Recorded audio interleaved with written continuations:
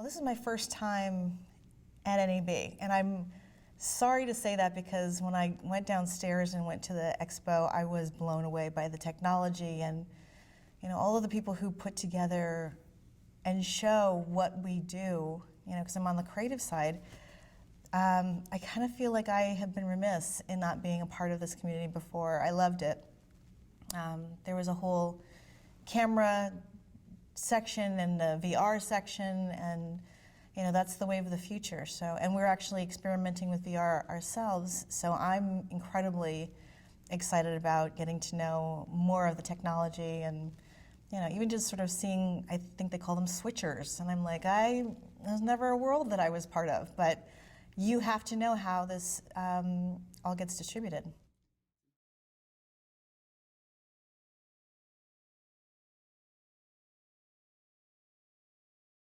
Well, I'm going to say on a professional and a personal, two totally different things. On a professional level, obviously, it's the access to people. We were in a panel that had, I'm going to say, I don't know, we had a good group in our panel, in our audience, and it was really a chance to have a conversation about diversity and the importance of a multicultural audience. And so being able to give the information to a wider group of people, and people who aren't usually in the festival circuit that I usually go to, and speak about the same thing. It was sort of a chance to reach a different audience, a different group of people. So on a professional level, that's really important. It's important for people to hear what we do and why we do it, and that we're so passionate about it and we're determined to make a difference. But on the personal level, I came up as a creative executive and spent all of my time, talking to writers about their scripts, and then we'd go cast them and then we'd shoot them. And someone else took care of everything else, all the camera, all the coloring, all of that. So being here, it was a chance for me to snug my way into a conversation about the Canon camera. And I was fascinated because it is very technical, but it's a conversation that I'm having more and more as I'm dealing with filmmakers. So we have this directing fellowship, and we are having conversations about the Red versus the Alexa versus the Blackmagic versus the Canon. And we shot our 4 short films our last go-around on a Canon. So it was, for me, a very interesting conversation because I didn't have any idea about the technical pieces of this. So it's a world that I'm not familiar with, but I'm getting to know and I'm having to know more about. When people talk about workflow and those kinds of things, it's technology and terminology that I'm now becoming much more familiar with.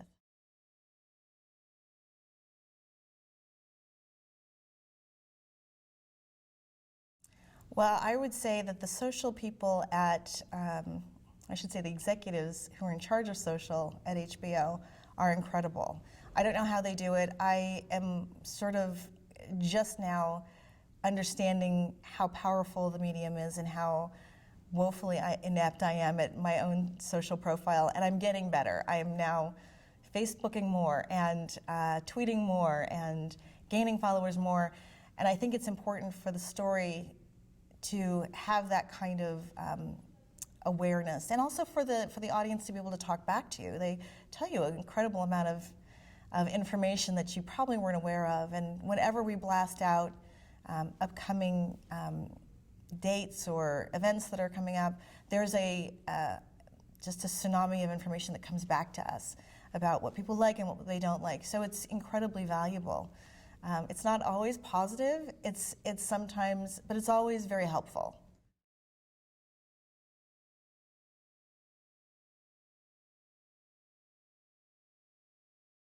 I work very closely with Len Amato, who's the president of HBO Films, who's an amazing man.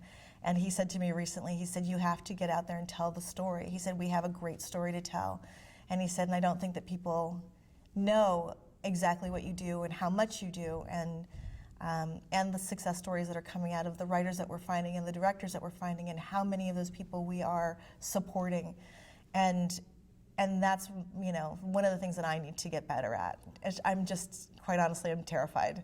I'm terrified of socials, but I'm going to run through my fear and get better at it.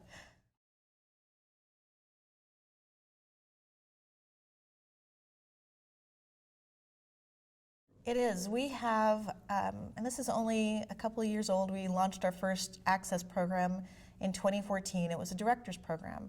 And the reason we did it is that we had had a program in place for a few years, and it was moving along just fine, and we had some amazing people, Ryan Coogler and Nisha Ganatra, who's producing director of Transparent. We tapped some really fantastic talent. What we were trying to move it towards was getting those people actually hired on our shows. And because HBO has a fewer number of hours that we're programming, fewer shows than the other networks have, it was a limited number of opportunities. You know, we also only shoot 8 to 13 episodes every season, so there wasn't a whole lot of real estate that we could offer a director. And so when I came in, I said, well, why don't we just look in a different direction and take the money that we have in our coffers and actually make something.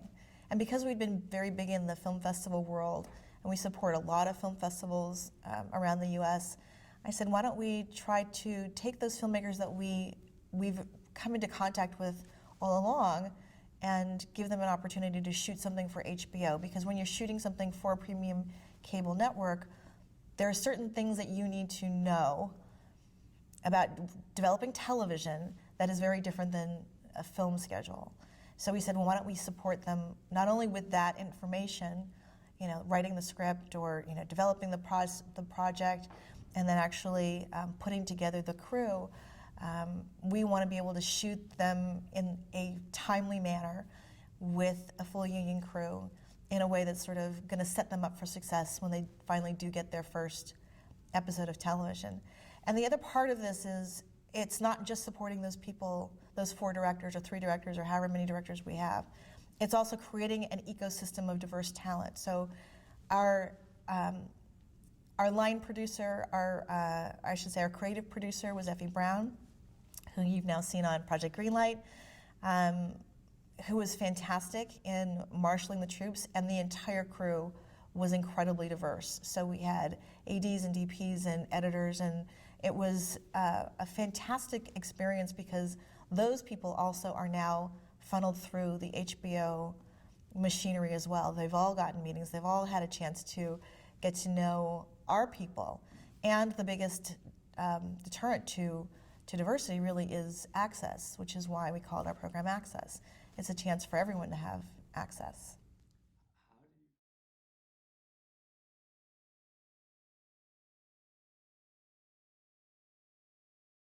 Well, there is a lot of process that goes into choosing our candidates and then actually getting the films made, which is probably a lot more than time that we have to talk about it. But I will say that everybody's involved. So we had film execs, Cinemax execs, our comedy and drama executives. Everybody was involved in the process of choosing our candidates. There was a little bit of a battle at the end because there were a lot of great choices. We had a number of people that we could have easily have chosen, and those people many of them we're still in touch with and we're supporting in different ways. So it's a lot of screening of material, a lot of discussions, and then a lot of meetings because we meet with people multiple times before that we've chosen them. And then we did a writer's access last year, which was unprecedented in the history of programs. I've heard that the number of people who tried to apply to our program was overwhelming. And to give you some sort of scope, the number of people who were trying to get into our program, all of the other networks and all the other studios combined over the course of a month get the same number of applications as we were about to get within the first 3 hours. So what that says to me is that there is an incredible need out there, that people are absolutely desperate for access. But it also tells me on the flip side that there's an incredible amount of talent out there, because we met and were exposed to so many more people writers out there that we would never have come in contact with through the traditional agency experience. So there's a lot of people out there who are doing really wonderful things. We need to make sure that we're giving them the chance to get seen.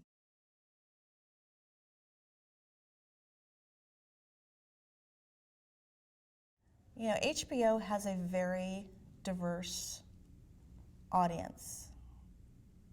Let me back that up and say it's got a very diverse subscriber base. The audience on top of that is, because we'll talk about subscriber base and then an audience separately, is also incredibly robust.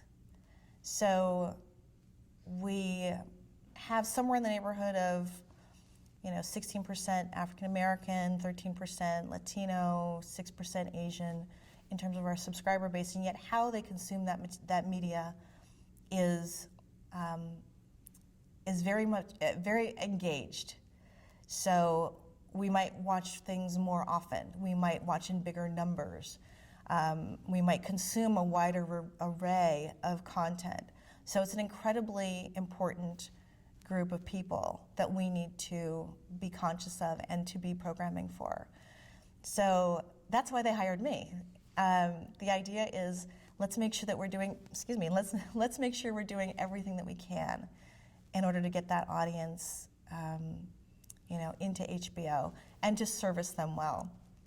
I have an incredibly enthusiastic group of executives that I work with, and we're all doing a lot of different things, and everyone's participating, and we're going to festivals together, and there's a lot of enthusiasm for getting to know a bigger group, a wider group of content creators out there, and everyone from production to post to the creative group. I've never seen quite that many people sort of engaged in a conversation from every single department. So my hope is that in the next few years you're going to see a very marked movement in that direction.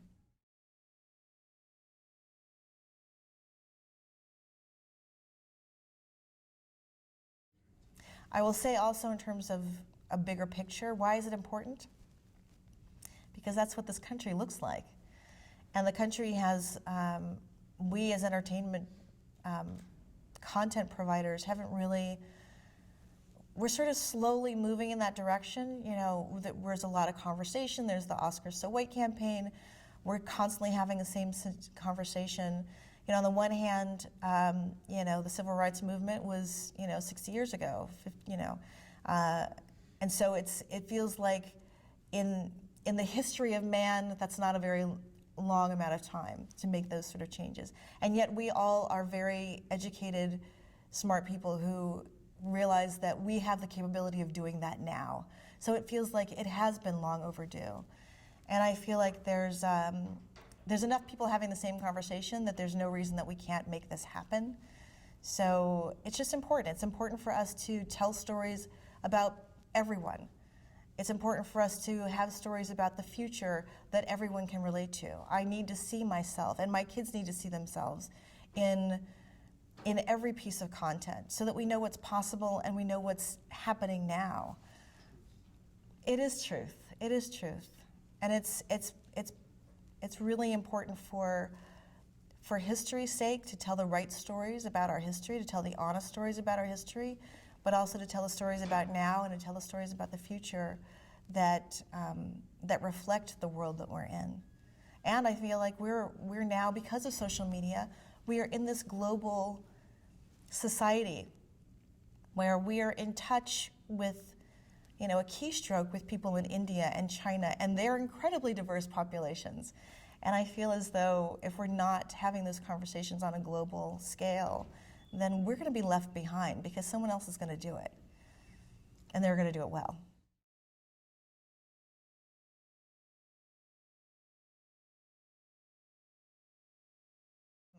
On a personal note, one of the things that I do and I have done for the last 15, 16 years now is I run an organization called Color Entertainment. And it started out back in 2000. It was me and a friend of mine who's an executive over at NBC named Bruce Evans.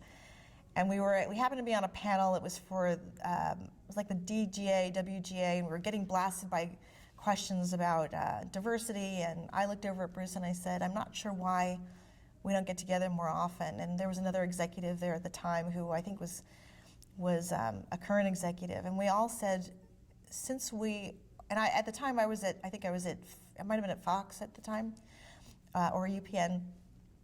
And I said, look, if we all can fit in a room together, we should fit in a room together. If nothing more than just so that we all have a sanity check, because we are usually the only one person of color in our department or floor or our company. So we started getting together every now and again, and we called it Color TV at the time. It has now grown to Color Film, Color Digital, Color Assistance, Color New York, or Color East Coast, and Color TV. We have maybe 400 people, and they're all creative executives of color. So it's a chance for us to sort of get together and share and network and support one another. And we've been doing it for a good long time. We now have mixers, we have community service events, we have a mentoring program, so we're bringing the assistants up by mentoring them from the executive group.